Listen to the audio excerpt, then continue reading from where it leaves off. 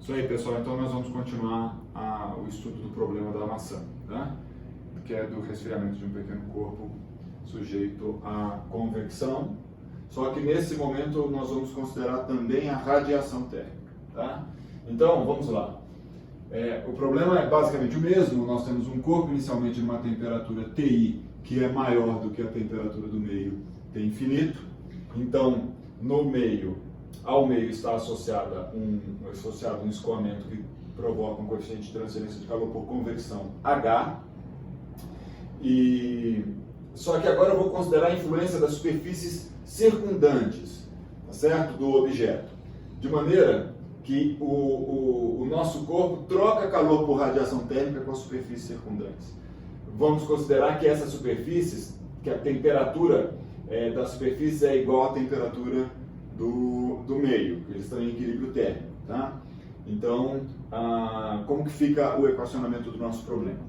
A primeira parte da equação fica a mesma, mc dt dt, lembrando que isso aqui na verdade é a taxa de variação da energia interna. O corpo continua perdendo calor por convecção natural, então aparece aqui natural ou forçada, a gente vai, tanto faz aqui nesse momento, porque o H é dado, né? Então é menos HA que multiplica T menos T infinito, só que agora existe também a perda de calor por radiação térmica. Nesse caso o termo de radiação é epsilon, que multiplica sigma a T menos T infinito, T a quarta, T infinito a quarta. Lembrando aqui que, na verdade, este termo refere-se às trocas líquidas de por radiação entre a superfície do objeto e as superfícies circundantes. Epsilon é a emissividade da superfície do corpo, do objeto, e aí fica já uma dica: toda vez que a gente indicar claramente que tem um epsilon na superfície, é porque nós queremos que vocês considerem a radiação térmica. Então, seguindo a lei de Stefan Boltzmann, essa primeira parte aqui, epsilon sigma a t a quarta, é a radiação que deixa o corpo, e epsilon sigma a t infinito a quarta é a radiação que do meio chega até o corpo. Então isso aqui é a troca líquida por radiação, é trocada entre o corpo e as superfícies circundantes, ok? Vamos lembrando aqui que o epsilon já é um grupo adimensional entre 0 e 1. Sigma é a constante de Stefan Boltzmann e ela é muito fácil de lembrar. O sigma é 5,6767 vezes 10 a menos 8, 5,678 watts por metro quadrado Kelvin a quarta. Então essa é a constante de Stefan Boltzmann. E lembra que a temperatura nos problemas que envolvem radiação obrigatoriamente tem que estar escrita na escala absoluta, nesse caso aqui na escala Kelvin. Tá? Então, como ficou o nosso problema? Faltou a condição inicial, T de 0 é TI. Tá aqui. Então esse aqui é o problema na forma dimensional. E nós vamos fazer a mesma coisa, eu quero adimensionalizar o problema. Então nesse caso aqui, vamos contar o número de parâmetros. Na verdade, a gente vai ver que só aumentou um parâmetro em relação ao primeiro. Os parâmetros do problema são N, C, H, A, 4, T infinito, 5, e agora apareceu o epsilon, 6. E o T inicial, 7. Eu tenho 7 parâmetros nesse problema aqui. É um problema que tem muito parâmetro.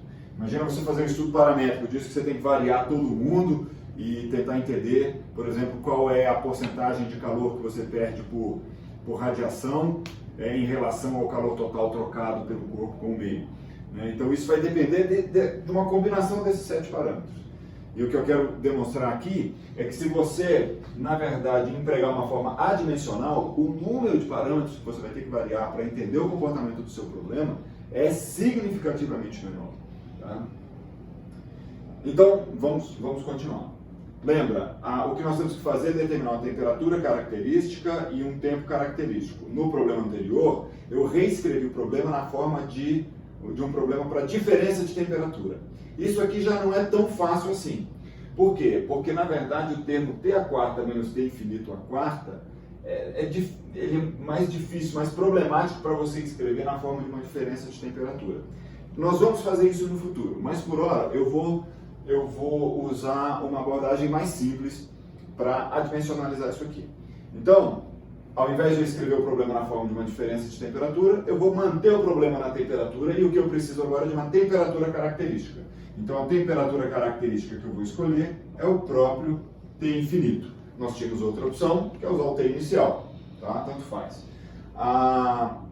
E nós precisamos de um tempo característico. O tempo característico, na verdade, há mais escolhas de tempo característico em função dos novos parâmetros que apareceram.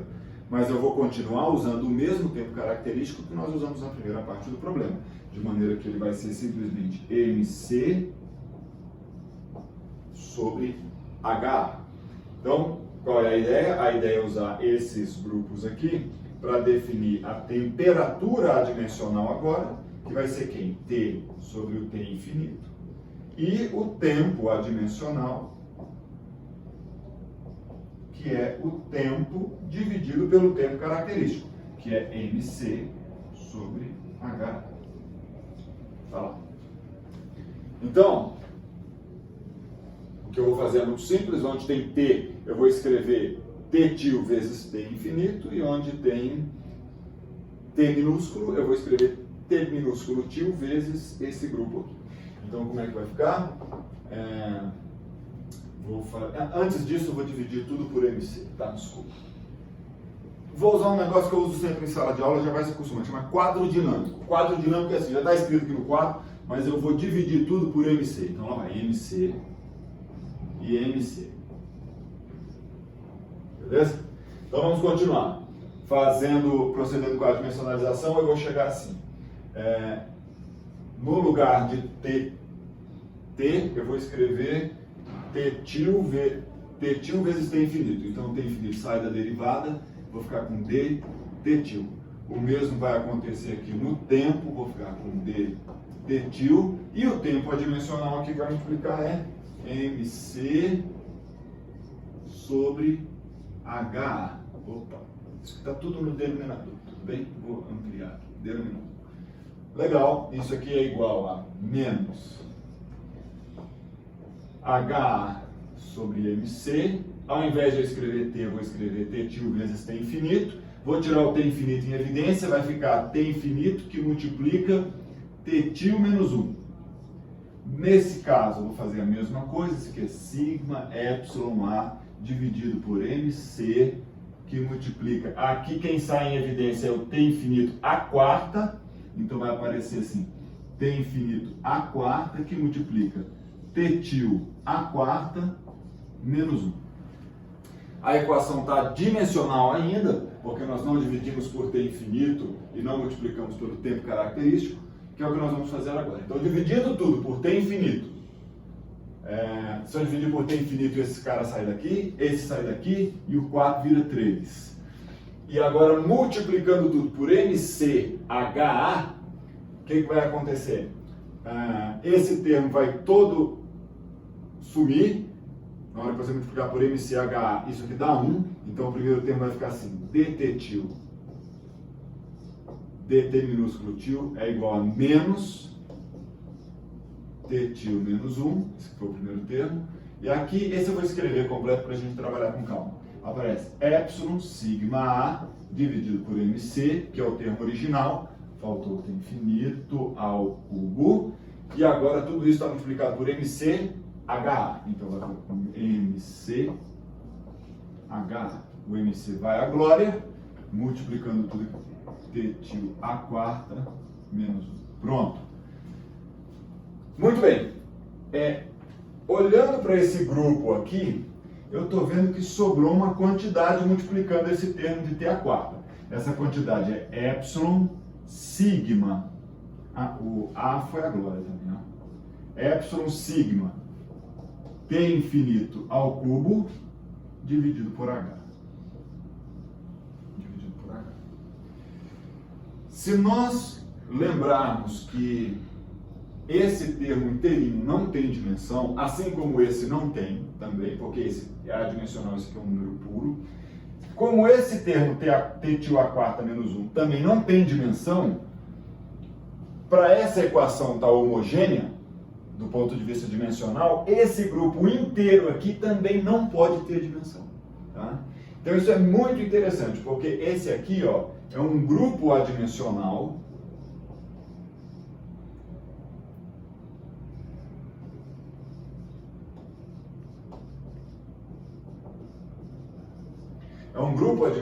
que aparece no nosso problema. É uma combinação dos parâmetros do problema que nós vamos ver tem significado físico e que não tem dimensão, tá? Nós vamos batizar esse grupo adimensional aí de número de Rother. E ele é só... Eu vou incluir o epsilon no número de Rother, mas isso não é obrigatório. Tá? Então eu vou colocar epsilon sigma t infinito a terceira dividido por h. Eu vou dar uma olhada aqui. É porque às vezes eu faço isso ao contrário. Eu vou fazer o contrário. O número de Rother eu vou definir ao contrário. Tá? Então vai ser assim, h sobre epsilon sigma t infinito a terceira. Isso é para respeitar a definição histórica do número de Rother. Tudo bem? E o que nós estamos vendo aqui?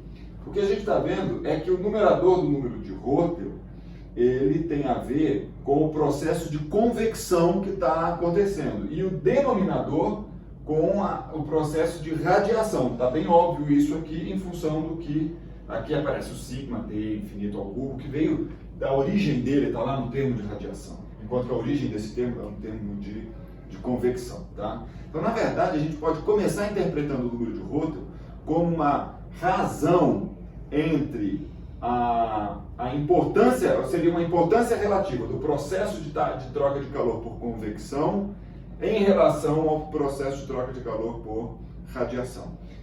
Trocando em miúdos, se o número de Rother for muito alto, isso é um indicativo para nós que o processo de perda de calor desse objeto pelo mecanismo da radiação deve ter pouca importância no comportamento da curva de resfriamento dele. Inversamente, se na verdade o número de Rother for muito baixo, quem manda no processo de resfriamento vai ser precisamente a radiação térmica, e é ela que, né, ou seja, esse termo não linear é que vai ser mais importante. Muito bem, passando a limpo todo o problema,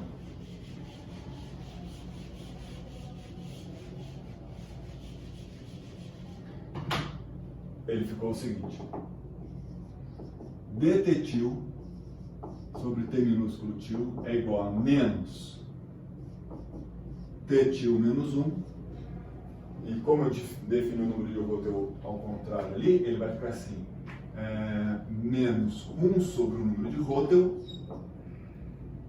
vezes t til a quarta menos 1. Eu vou anotar, eu esqueci de colocar o nome dele aqui, tá? Número de Rother. Pesquisador aí que deu contribuições para a transferência de calor. Faltou a condição inicial. A condição inicial vai ser assim: t til no instante zero na verdade, o ti dividido pelo t infinito. Eu vou chamar isso aqui de ti til. Tá? Ti til. O nosso problema agora saiu de... Nós tínhamos inicialmente, na forma dimensional, 7 parâmetros. Acho que eu contei 7. Tá? Agora nós temos 2 parâmetros do problema. Quais sejam? O número de Rother e a temperatura inicial. Tá? Muito bem.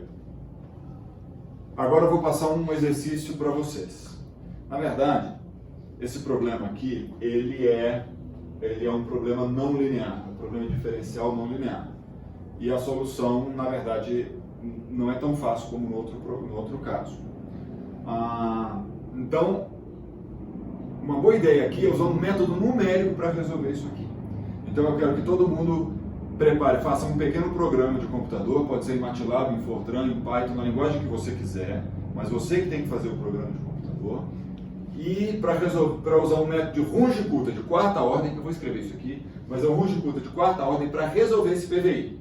E você, para dados números de Rothe e uma temperatura inicial adimensional, para você traçar a curva de resfriamento desse problema. Então, vamos lá, isso aqui vai ser um estudo dirigido, tá? Estudo dirigido número 1. Então, a primeira parte dele é elaborar um programa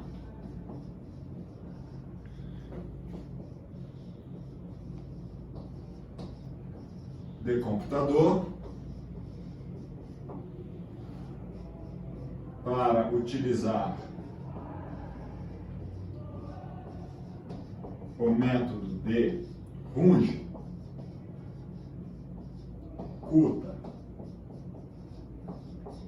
de quarta ordem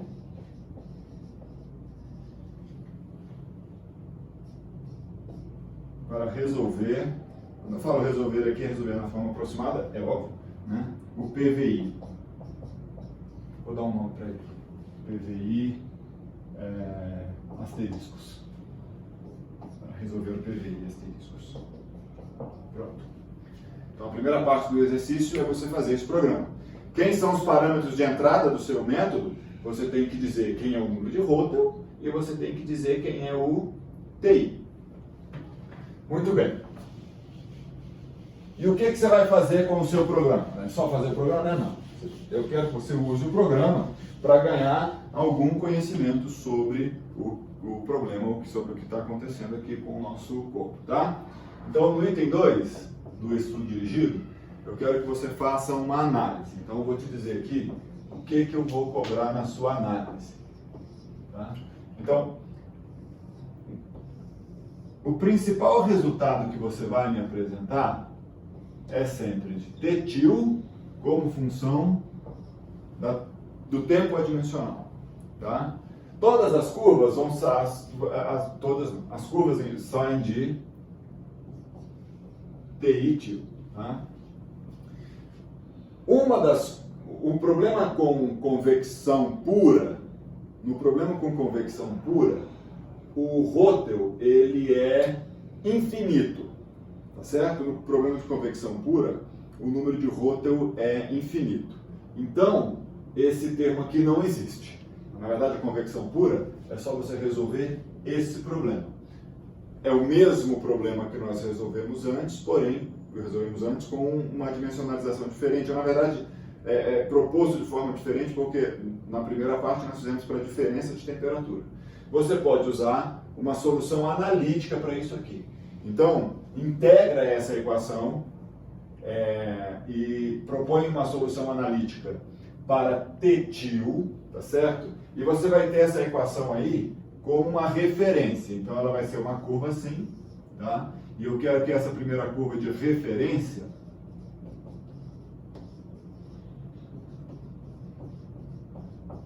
que vai aparecer no seu gráfico, ela tem que ser de convecção pura. E eu quero que ela seja uma curva analítica. Você só vai plotar ela. Você não precisa resolver com o método numérico a curva analítica. Certo? Depois, eu quero que você faça outras curvas aqui. Mantendo o mesmo Til, você vai fazer curvas para números de Rothe